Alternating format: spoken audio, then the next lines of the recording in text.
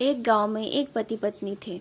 वो पति पत्नी एक दूसरे को बहुत ही प्यार करते थे, लेकिन उनकी आर्थिक स्थिति बहुत ही खराब थी। मगर वो पति पत्नी एक दूसरे का बहुत ही ख्याल रखते थे।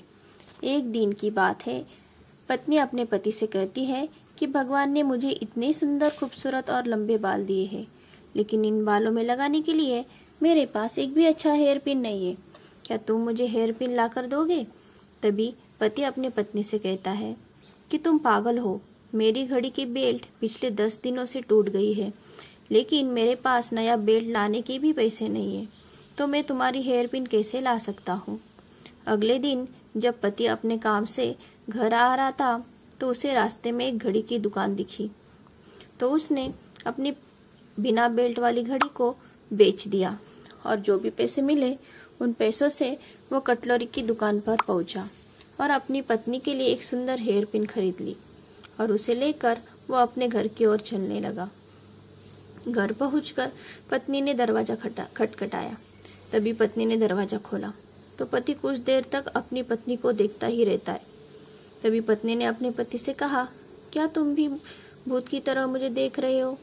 तभी पति बस इतना ही कह सका कि तुम्हारे लंबे बाल कहाँ गए? तब पत्नी ने कहा कि मैंने अपने बाल कटवा दिए और बेच डाले, और जो पैसे मिले उनसे मैं आपकी घड़ी के लिए ये खूबसूरत बेल्ट लेकर आई हूँ।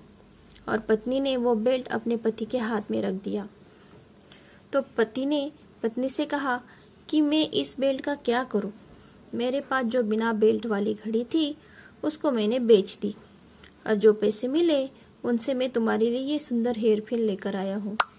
एक दूसरे के लिए बेशुमार प्यार को देखकर दोनों ने एक दूसरे को प्यार से गले लगा दिया।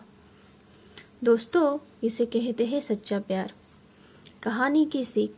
दोस्तों, हमें अपने जीवन में एक बात हमेशा याद रखनी चाहिए कि रिश्तों को बनाए रखने और विकसित करने के लिए हमें यह नहीं सोचना चाहिए कि दूसरा व्यक्ति मेरे लिए क्या करता है, बल्कि ये सोचना चाहिए कि मैं उसके लिए क्या करती हूँ। किसी को पाना प्रेम नहीं है, बल्कि खुद को खो देना प्रेम है। यानी कि प्रेम एक समर्पण है। प्रेम ही एक ऐसा धागा है जो पूरी दुनिया को आपस में जोड़कर रखता है। प्रेम ईश्वर के द्वारा दी गई एक अनमोल भेंट। इसे हमें सामने वाले इंसान को परखना और समझना चाहिए। दोस्तों, मुझे पूरी उम्मीद है कि आपको भी यह कहानी अच्छी लगी होगी। आपके कोई सवाल या सुझाव हो तो हमें ज़रूर बताएं। अगर आपको यह कहानी पसंद आई होगी तो प्लीज़ लाइक, शेयर और कमेंट ज़रूर कीजिए, और हमारे चैनल को सब्सक्राइब करना ना भूलिए। Thank you.